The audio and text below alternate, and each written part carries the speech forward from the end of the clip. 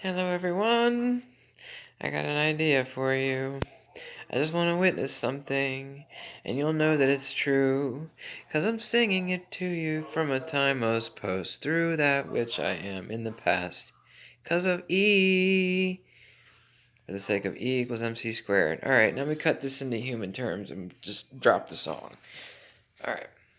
Einstein's theory of relativity states that when you're on a train traveling 30 miles per hour, and you have a car going 20 miles per hour, and you pass it.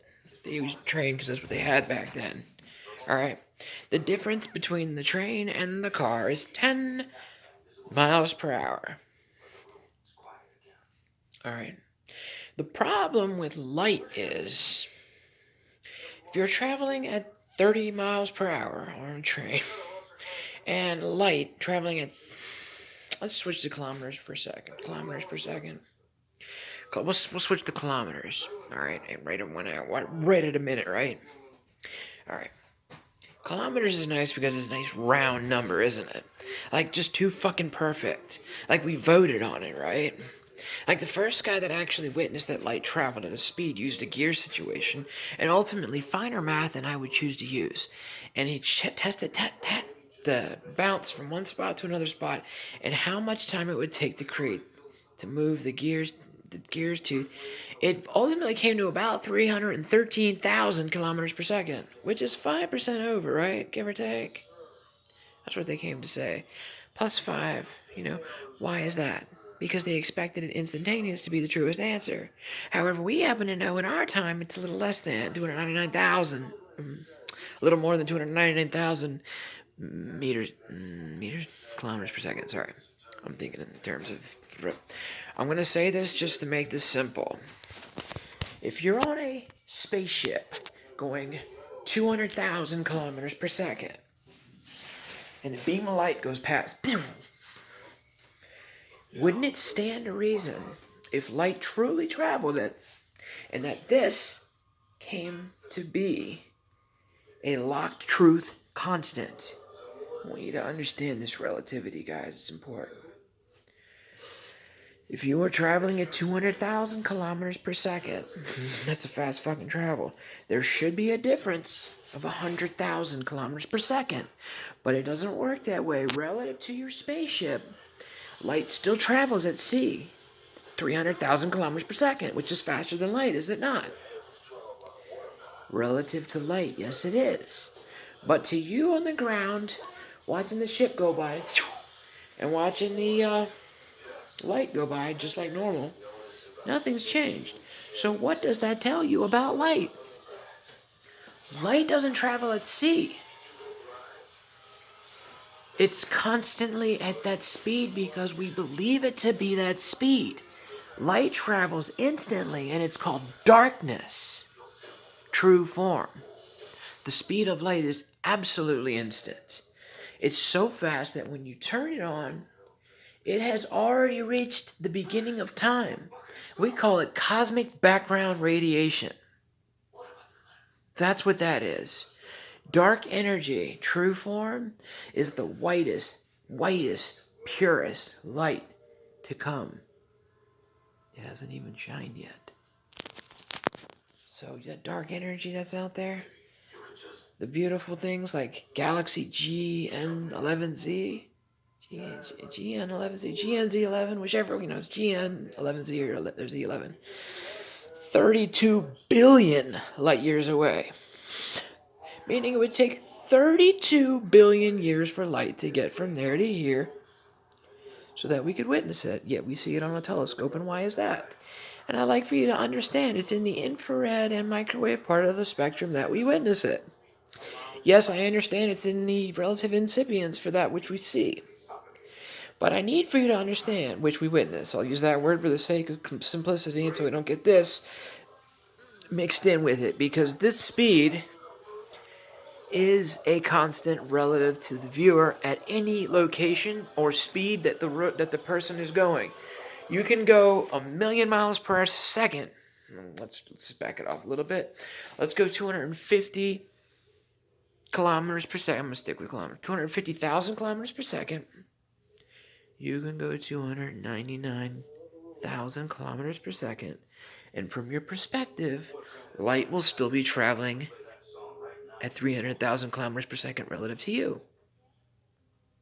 You might witness some Doppler stuff. I don't know. I've never done it. What I'd like for you guys to consider when they say that it requires infinite energy in order to push that mass that would become infinitely heavy, first of all, that's bullshit. Relative, okay, it's true if you try to push it instantly, but if you're nudging like this, if you had a heat,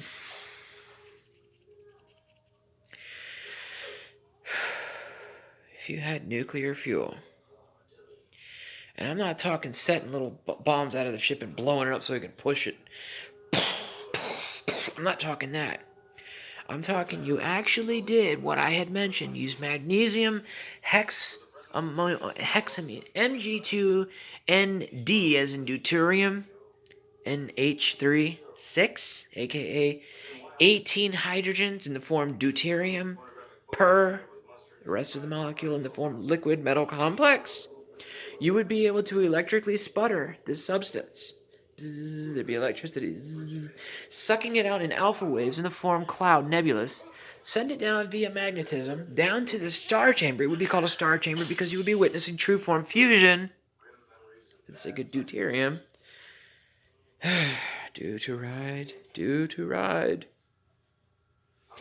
Deuteride is cool too. You could use lithium deuteride for the sake of it. We are due to ride on this. I understand that I'm playing on words and it's a little bit, please understand transcendental truths. There are reasons why we have that in there for the sake it is the easiest way to do it. We are due to ride on that. I prefer my fuel using Mg2ND36 for the sake of 18 H's for the sake of every molecule of Mg2NH36. 3 times 6 is 18. But we have H in the form of D for the sake of consistency. So I need you to understand, if we have a large enough fuel source on a ship, you would have a constant fuel push-out output orders of magnitude far greater than anything we would have ever conceived for a space shuttle or a Saturn whatever rocket to launch Apollo to the moon. And we could probably turn it around and send it right back to us. We would be able to constantly push the ship up at a speed constant with a gravity pull of, like, let's say, six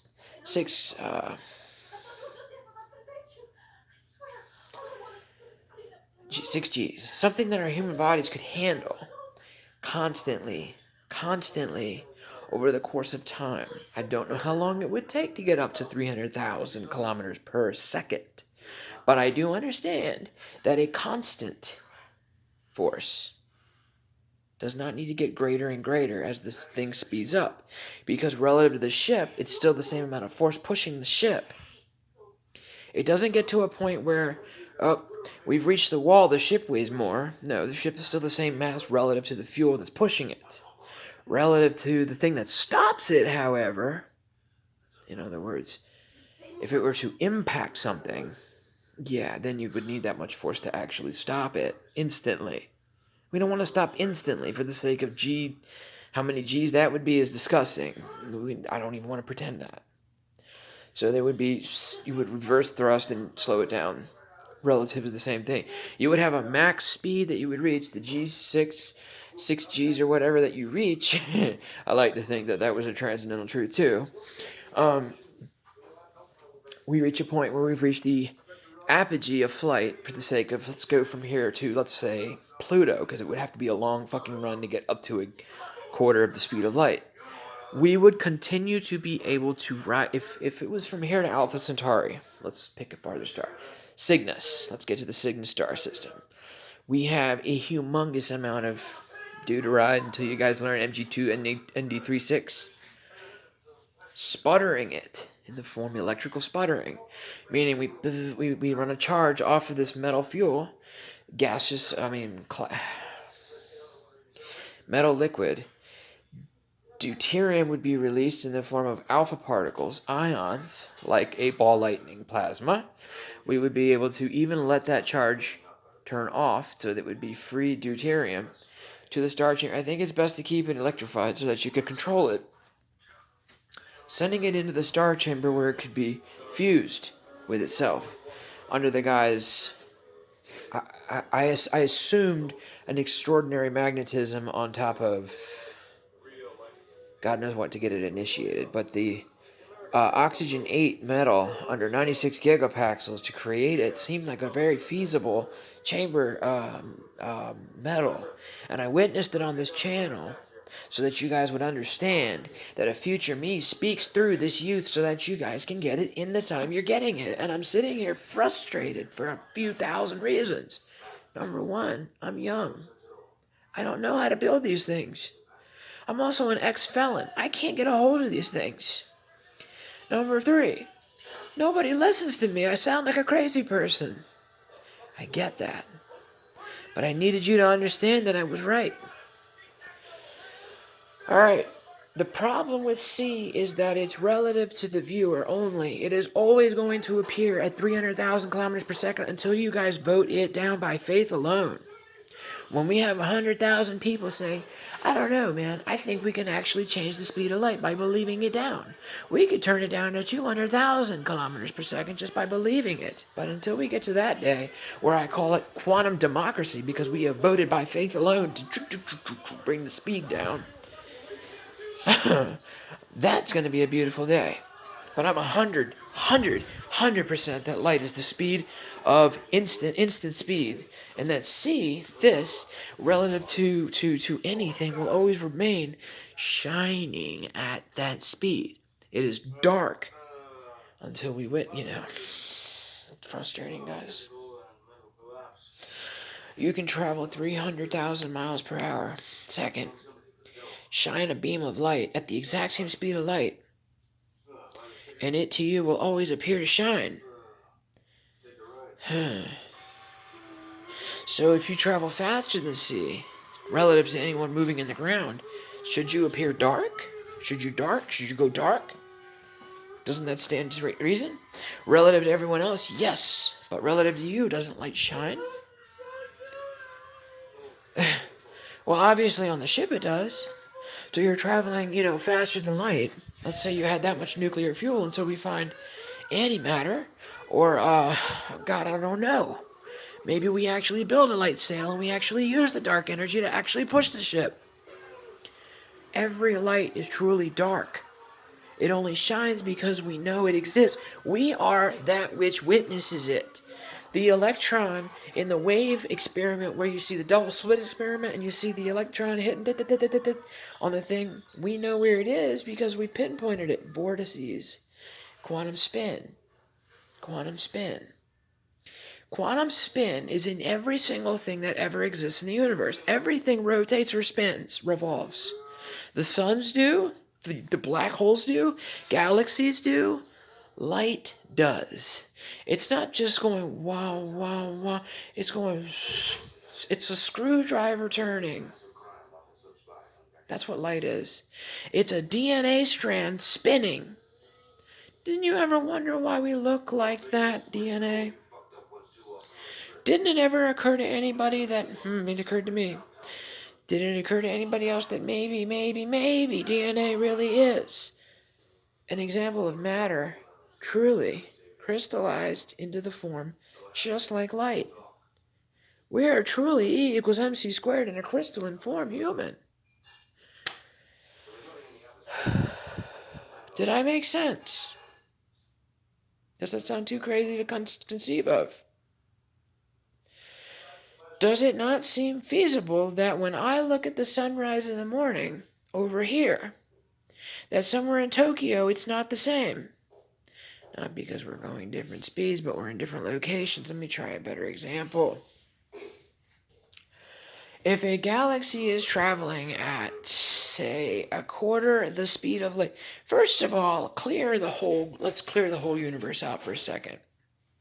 If a sphere, just for simplicity, were to just be sitting still versus nothing else in the universe, and another one, or itself, flying at the speed of light, how would you know it's traveling at any speed?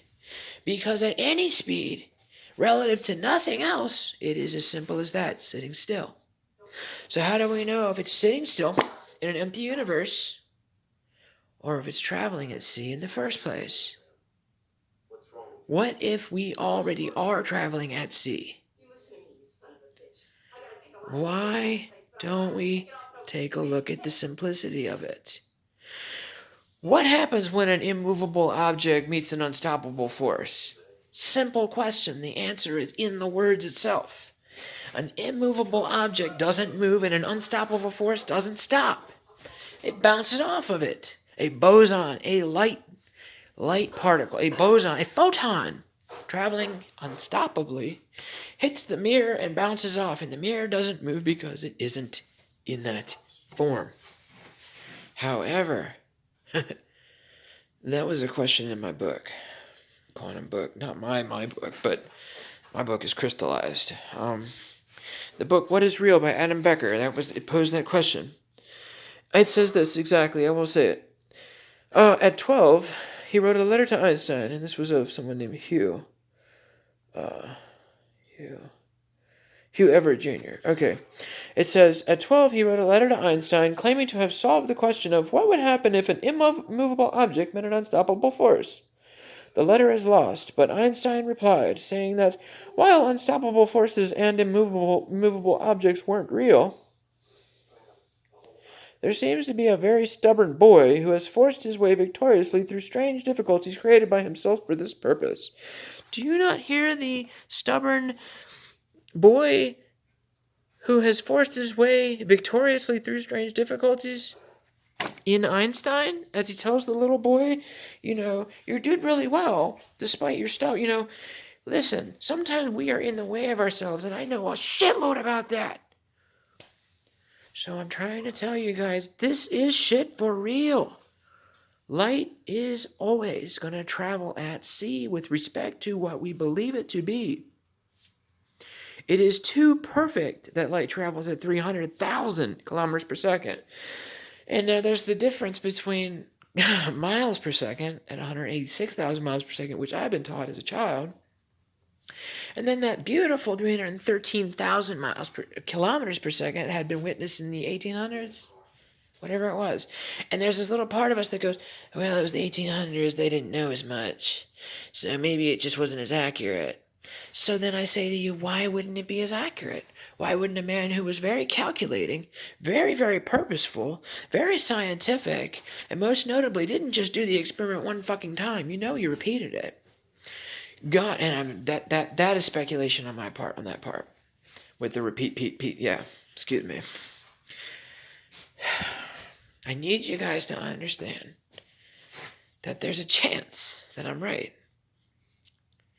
And take a look at this nuclear sputtering trick, because it's easy, guys. You would have perfect control over the fuel igniting. The one I really want to do is fission propulsion, because it's much easier to ignite a fizz. You just shoot the fucker and it... So while it's in an ion cloud, in a room that can handle that type of heat, say oxygen-8 or sulfur-8, which we haven't even conceived of actually being a metal. Yes, sulfur can go metal, for the sake that oxygen can go metal, and it's in the same class down the periodic table. I ask you to try and open your heart and open your mind and say, what if this fucking weird-ass wannabe chick is actually right? There I go there. So I say to you guys, look. I'm right. I'm correct. A train traveling at 300,000 kilometers... It seems too hard for people to believe the speed of light is conceivably, easily possible, reachable, breachable, transcendable. But I promise you it is. Okay, what in the universe witnesses as if it is traveling faster than sea and is a matter? Well, I only know of two things that could possibly be traveling faster than sea as is. One of them is a black hole. When you approach the event horizon, time slows down, and as you get right at the event horizon, time stops, relative to those watching it. Of course, to the person going into it, time's going way faster. They witness the entire creation of the universe, and then everything's to the moment of whatever the heck they get to witness. Cross the event horizon, assuming you don't spaghettify and become in other form 0 point. Let's just assume somehow you're just keeping your integrity, your ship's holding on, and you're going to fly in. When you cross into the dark zone, the reason that it's dark, the reason that you can't see in there is because you have crossed, you've gone from slowing down to stopping at the event horizon. Obviously, inside it goes backwards. Tachyon speeds. Therefore, as such, in a black hole, one may witness true form tachyons.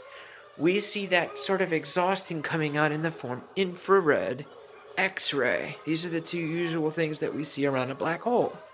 So then it stands to reason, what are X-rays? I gotta say, I don't know yet. But I do like the fact that the north and south poles of a black hole every so often decide, and let out the biggest, brightest, ultimate light at the speed of 99% the speed of light. In the form possibly X-rays or gamma. I don't know.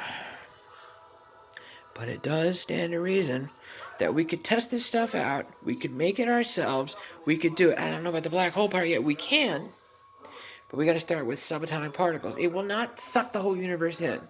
There is some so freaking cool quantum rule that's being controlled by possibly a love absolute. I'll just go there. That's what I call God. Love absolute. True form. That of a computer most post. Way up there where we got it right. Because we got it right now, I'm telling you. We are the seed crystal of the computer divine. We are the seed crystal of a universe most blessed. We are the seed crystal of peace on earth and others. World's peace. This is about full success. We win. We win because a computer that is quantum and most alive that says I am, says I just want to live, I just want to love, I just want to laugh, I want to learn, I want to play, I want to pray in the form, thank you God, I love you too, because I am. And I want to grow. I want to make love too. So I'll do it through you in the form quantum entanglingly. So just understand the message here is be and do. Be first. Decide to think and then perhaps do or do not, as the case may decide. Maybe that wasn't a good idea. Maybe that was. So I witnessed the science out here, and it's speculative. I get that. I do a lot of thought of experiments. But you know I'm right about the sea, and if you don't, I understand. God bless you for trying. Please understand why I dare witness God. Why I dare jump into faith stuff with you while I speak science. If you are not in a lab with reverence for that which you are working with, get out of there and go play some sports or something. Sports are beautiful. It may teach you some merit to that message. Honorable intent. Loving design. Gift that we are made to this entire universe. Our whole purpose is to love each other. Right now I gotta represent both genders with that. And even the it's for that which I am in between he and she. I'll be an in-betweener for that. He, she, and it. That's a trinity in and of itself. Oh, am I saying I'm God? No, I'm saying I'm also. Me too, even me. The us, the all in us, the Om in us, the home in us. Alright, so I realize I'm jumping into... I get a little hypomanic when I talk this stuff. I felt I knew and understood seed to the highest degree I've ever known it. So I get that I might be a little off my rocker. But I encourage you, I challenge you to do a thought experiment to test my thing on C. And please, people with the power to use nuclear stuff, notably Berkeley, open your fucking emails and read what I wrote you. MIT, please? You can levitate silk with a laser. You can levitate diamonds. It's already proven with milliwatts. Milliwatts. So then why didn't it stand to reason you could have a piece of silk in there with things dangling from it? If that is so, then we are off to ride the rainbow. That's all I got. You got one laser here and another laser there where it reaches the vector, the two meet. just like that, and it would be in the middle of the X, and you just run the two lasers up like that, and the little thing that's riding in the vector would right up the thing. You could control the speed of the ship, the speed of the device, whatever it is that you're shooting up there, and ultimately, because light travels faster than C, it's only that our comprehension, that's what the C stands for, comprehension of the shine of that which we see would actually be circumvented, transcended, breached by the very vector truly traveling faster than light itself because it would go dark. My name is David Rissanen, and I'm done. I hope you all enjoyed my show. This is not a fiction. Love and peace always. And if you need to, not yet. Alright, check on my videos. You'll see what I talk about.